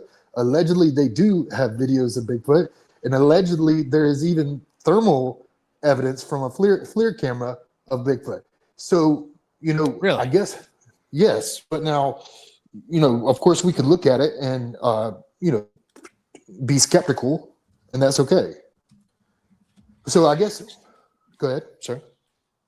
No, I was just gonna say that's interesting. I'm looking right now to see if I can quickly find an infrared photo of Bigfoot, because I did not know that someone had claimed to have caught that. Yeah, I've seen one where it's like hiding behind a tree in infrared. I've seen that, and then I've seen some alleged videos of drones that claim to have captured them. So yeah, they do exist. But I guess, if you don't mind, my question to you guys, both of you, would be, and also thanks for having me, by the way. My question to you guys will be, what would convince you that Bigfoot is real? Oh man. I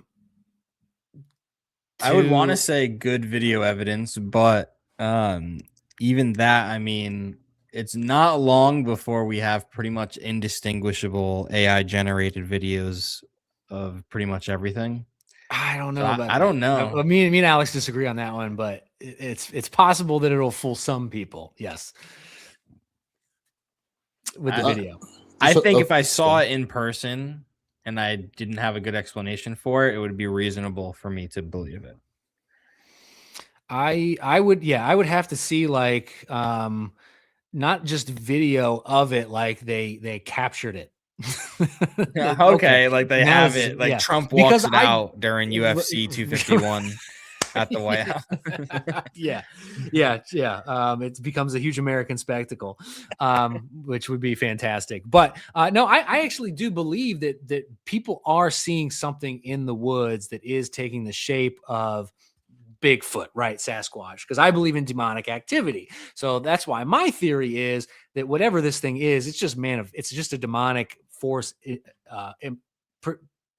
showing us what a Sasquatch is, whatever that is. Oh, let me mess with these humans by pretending to be a giant ape. And that's why we don't got real good photos. And that's why we don't have anything more than footprints. We got a few footprints here and there, but we don't have hair. We don't have poop. We don't have any DNA, like Crinkle Hands was saying in the chat. So I think these people are seeing something. I don't think that there probably are people making this stuff up, sure. But I think there are people who are seeing something in the woods. And that is my interpretation of it. Crinkle Hands did say, I think it's a cash cow. All these found footage pictures or videos are staged. Like, I'm like 99% sure. Sure. Yeah. You got the grifters out there too. So let me ask you. So it sounds like, at least I think it's Jeremiah, you believe in demons. Yeah. But you're not convinced of Bigfoot. Is that fair to say? Yeah. Well, okay. I'm convinced they're one and the same. Okay. So let me ask you, what evidence do you have that demons are real?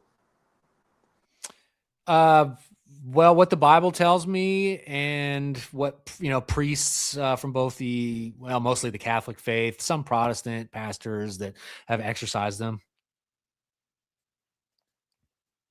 Oh, okay. So if a priest said that that Bigfoot was real, would you be a believer in that? One priest told me that Bigfoot was real. I don't know about that.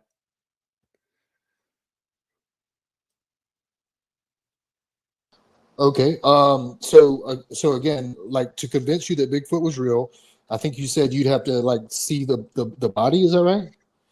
To convince me that Bigfoot was a physical like animal, biped, whatever, that was hiding from us in the woods. Yeah, I'd have to see him capture it. I'd have to see him capture it.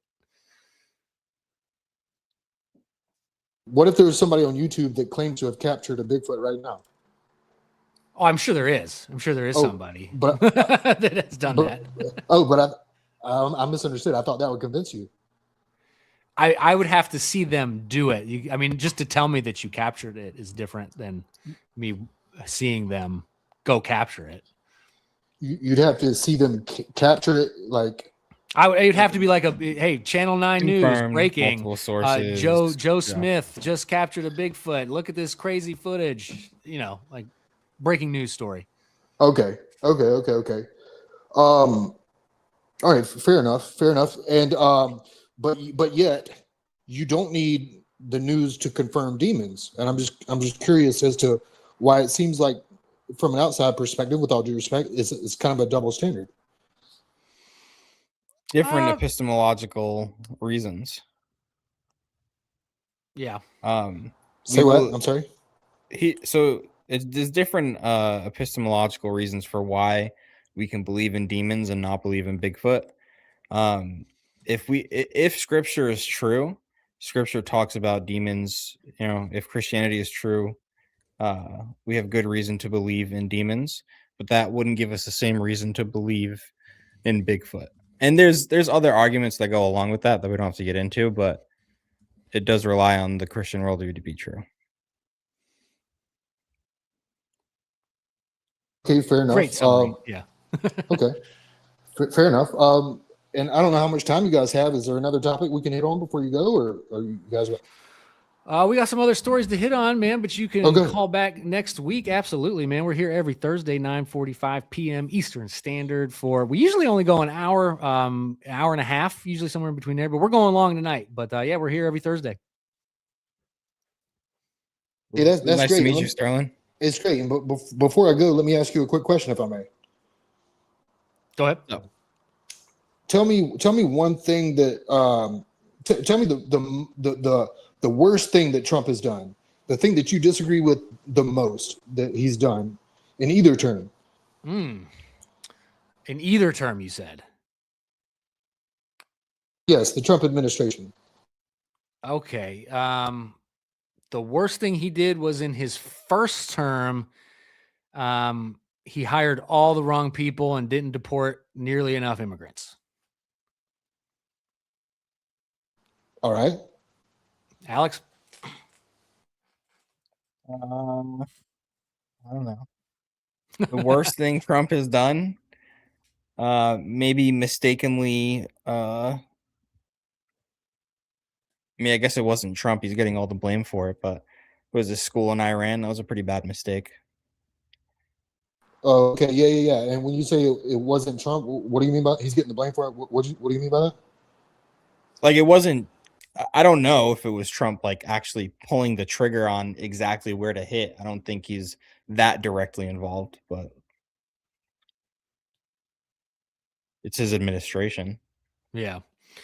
So as a leader, right, you're responsible for the people under you. But it wasn't like, I don't think it was directly him looking at the intelligence and making the decision, right? What did Trump say? Who did Trump say was responsible for it? I believe he said he believed at the time it was Iran was responsible for it. Correct. Yeah, he didn't say that the U.S. did that. He said that he thinks he and Pete Hegseth think that Iran did that. Yeah. So anyway, I'm headed out, but I guess it's confusing that you would attribute that to Trump as the worst thing of the Trump administration, but yet Trump says his administration had nothing to do with it. Okay. So me and Trump disagree. Very well. Hey, thanks, guys. I'll see you later. Yeah. See ya. Nice to meet you, Sterling. Thanks for calling in. My friend Leah said she is going to call in one of these days and tell us about her crazy pagan.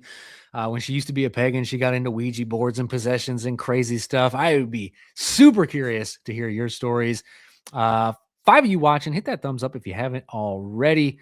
I got one more for us tonight before we sign off. And I'm toss up between the two. Do you want to do the most patriotic states in the union, or do you want to tackle this brand new list of the quote unquote best fast food restaurants in America? Do some fast food. Some fast food. I 'Cause know we were some talking about people who getting are fat experts earlier. in Yep. fast food. We were talking about how I'm getting fat earlier. I get it. I gotcha. Crinkle Hands, his worst thing for me, he's using his presidency to financially gain for himself and his friends. Give us an example, Crinkle Hands. Such as who? How is he gaining financially, considering he's not taking a paycheck? And what friends are he benefiting? Give us some examples. All right, fast food. Let me go ahead and pull up the fast food story. Now this list, it did cause some controversy, at least on local Ohio radio stations. And you're going to find out why, especially if you are a big fan of the restaurant that was overtaken. Chick-fil-A, their reign is over. See who is the new top fast food chain. Alex, who do you think overtook Chick-fil-A to become the number one fast food chain in America? Dave's Chat, Hot who Chicken. do you think? What chicken? Dave's Hot Chicken. Dave's Hot Chicken? Dave's Hot Chicken ain't that good. No. Chat, who do you think it is? Who do you think took over Chick-fil-A? It's a prominent name. It's someone you know. Raising Crinkle Hands think Cane's. it's Chipotle, Raising Cane's. You guys you're stuck on the chicken, Alex. Not the Yeah. Lord's chicken. Is it the Lord's chicken? I heard they became a little LGBT friendly. Folks, the king of fast food has officially been dethroned for more than a decade. It was Chick-fil-A, but they are no longer the top. What's the standard here? What are they Okay. measuring against? According to the American, let's see if the American Consumer Index tells us.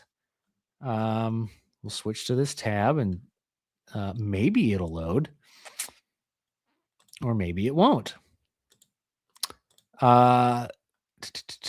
Okay.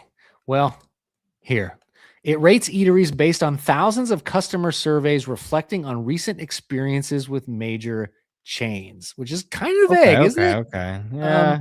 Just your because experience. So it's basically recent experience. how happy did you walk out last time you were there? That's Yes, what they're measuring. Were you happy when you walked in, and were you happy when you walked out? After an 11-year run, that's a dynasty. That is a dynasty right there. Results from 16,400 respondents knocked the chicken chain from its coveted spot in favor of sandwich shop Jersey Mike's. Ooh, okay. Jersey Mike's is expensive though. Listen, I like Jersey Mike's. They have a good sandwich. It's a big sandwich. You get your money's worth. Yeah, but how much are you spending at Jersey Mike's? It's $18 at least. Yeah. Just for you. Just for you. Right. You ain't you're feeding a family for what, like $40-$50? I have never brought my family to Jersey Mike's. Me and my wife have gotten it. I've gotten it by myself. Never been a family trip there. Because no one can afford a family trip there. Firehouse, dude, Firehouse is so bad. I don't like Firehouse. Bad. It's all right. Firehouse is the D'Angelo's to Subway. Wait, right? What do you mean? Firehouse is the D'Angelo's to Subway. Is to Jersey Mike's what D'Angelo's is to Subway. Firehouse is to Jersey Mike's what D'Angelo's is to Subway. Yeah. Subway, great cold sandwiches. D'Angelo's, good hot sandwiches. Same thing. Okay. Here. Same thing. Jersey Firehouse, Mike's, great cold sub. Or wait, great hot Firehouse, subs. good hot subs. Yeah. Jersey Mike's, good cold subs. Yep. I see what you're saying. I see the connection you're making there. I don't like, first of all, I don't like Subway. I think Subway's trash. Yeah. And I've never had D'Angelo's, but I've had Firehouse. I was just, the hype was, maybe it was just overhyped for me, and I was like, man, everyone said this is a great sandwich, and then it was average, and so maybe it's just the bar was just set too high for me. I don't know. Gotcha. I Did don't know, but Chick-fil-A Jersey, remain number 2 though? yeah, we're going to find out here. Jersey Mike edged Chick-fil-A out by 1 point. A 1 point victory for Jersey Mike's after adding 238 net new locations in 2025. Wow, they're growing. Jersey Mike's is growing, clearing 4.2 billion in sales. Let's look at the top 15 restaurants. Jersey Mike's, Chick-fil-A, Jimmy John's. What's with the subs? I've never had Jimmy John's. It's okay. Isn't it like a fish place? Nah, man, freaky fast delivery. It's a sub place. Oh, I didn't know that. You guys don't have Jimmy John's in Rhode Island? No Jimmy John's in Rhode Island, dog. Dude, you order delivery from Jimmy John's, you get it in like 10 minutes. Not in Rhode Island, you don't. Why are your guys' accents so similar to Boston accents? Yeah, we don't know where we belong. We want to be from Boston. We want to be from New York. So we kind of just add both of them and, Yes, all Karens repent. 5 of you watching, hit that thumbs up button for your boys. Yes, all Karens repent. I do not approve of a sub place over. I wouldn't even put Jersey Mike's and Jimmy John's in my top 10 of fast food restaurants. That's just a travesty. That's just a travesty. You ever had a cookout? Yes, I've had a cook. No, Alex, my whole life I've never had. No. I'm saying the fast food place cookout. No, what's the fast food place? Oh man, is this it's a Rhode in Island North Carolina? It's in North Carolina, and you get a $5 tray to this day, and you get 3 items or two main items and a side and a drink. $5. It's pretty good. Okay, that's not a bad deal. Not a bad deal. Rounding out the rest of the top 15, Panda Express is 4th. Panda Express is garbage. Most Chinese food in America is the same. First of all, Golden House. That's the place I go. And that probably tastes the same as Hunan House right down the street from me. I think they share a pan. They definitely share recipes. That's for sure. KFC number 5. I haven't been to KFC in probably Panda 20 Express years. was the last one. Panda Express is number 4. Yeah. Yes. So again, the owner of Panda Express owns 100% of the company and makes $1 billion a year in income. Genius. Love it. Profit. That's crazy. So he's the sole. So they don't franchise, is what you're saying. Nope. All corporate. He owns the entire thing. And he's about to automate everyone out of a job at all his restaurants. So he's about to just billions and billions more. What a genius. Too bad his food sucks. I can't believe he's number 4 here. KFC is number 5. I haven't been to KFC in 20 years. Papa John's? Are you kidding me? Pizza Hut number 6. Who did they survey for these rankings? And then Domino's. Domino's is the worst of all 3 of these pizza joints. Papa John's is probably the best. If I go to Domino's, I'm expecting to have a bad experience. How else am I going to feed a family of 5 for $18 in this economy? Exactly. If you're going to have a bad experience, though, why are you in the top 15 of all restaurant chains? That doesn't make any sense, folks. It doesn't make any sense. I call shenanigans on this entire list, especially since Raising Cane's is after that, and Starbucks, which is not a fast food restaurant. How is Starbucks on this list? Dude, if you buy food at Starbucks, they literally just microwave frozen food. Right. And it's like $14 for a croissant with some chocolate in it. $14 for a microwaved croissant. You and your overpriced crappy coffee. Unbelievable. Subway. So we got so subs have dominated this list. We got 1, 2. Yeah, Chipotle's not even on the list, or is it? Chipotle didn't even make the list. We got Burger King after Subway, and the final 3 are Culver's, Dunkin's, and Little Caesars. I'm calling shenanigans on this list. Can you not see the list? Some 40-year-old wine mom put this together for her little travel blog. All right, that's what I think. Did the list not populate on the screen? Nope. What is going on with that? Here, let me There's remove an that. article. What happened with that? I denounce this list. I rebuke it. Exactly. Fun fact: KFC, Taco Bell, Pizza are owned by Pepsi.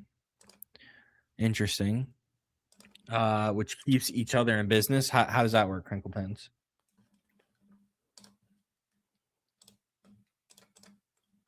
Okay, now let's try this again. Add this. Okay, so now you guys should be able to see the list. Here is the full list of the top 15. So Pepsi doing well for themselves then, according to Crinkle Hands. Yeah. Domino's slaps. Oh my gosh, dude. I don't. Who are you? How is Chipotle not number one? Dude, Chipotle hasn't been good in a long time. First of all, how is McDonald's not on this list? Because the Big Mac still slaps. It does. I like a good Whopper too. Well, we'll disagree on that, but you can get on the McDonald's app and you can get like a full meal with a pie. That makes sense. They only sell Pepsi. That makes sense. Yeah. Yeah. So when you get to then you're like, hey, can I get a Coke? And they're like, nope, we got Pepsi. You're like, I guess so. I guess that's okay. I really wanted a Coke. See, I'm a Pepsi guy. I'm okay with that. I'm all right. All right. They only sell Pepsi. I'm there. That's because Jeremiah also owns a fake Pepsi Rolex he wears everywhere. I do. And that's why I got the blue hat because you got the red hat for Coke and Pepsi. Huh? Wait, where's my point? There, yeah. Coke, Pepsi. Popeyes has the biggest, juiciest chicken sandwich around. Popeyes is pretty good. If you can get location with. How is Coke communistic? How does that work, Leah? Because it's red. Well, okay, no, we can't do that because MAGA's red too. So Coke is how is Coke communist? I can make this connection. I promise you I can make this connection. Because they used to put cocaine in it, and cocaine is the drug of the commies. You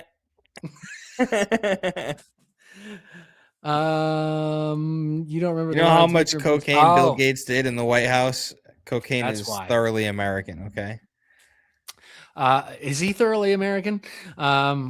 Be less white. Yes, that's right. Coke did want their employees to be less white. That is a communist employee policy. No, that's just we got too much money. We don't know how to think anymore. Okay. Certain amount of money makes you do crazy things. Okay. I guess when Kylie Jenner opened up that Pepsi at the street riot and created world peace. Okay.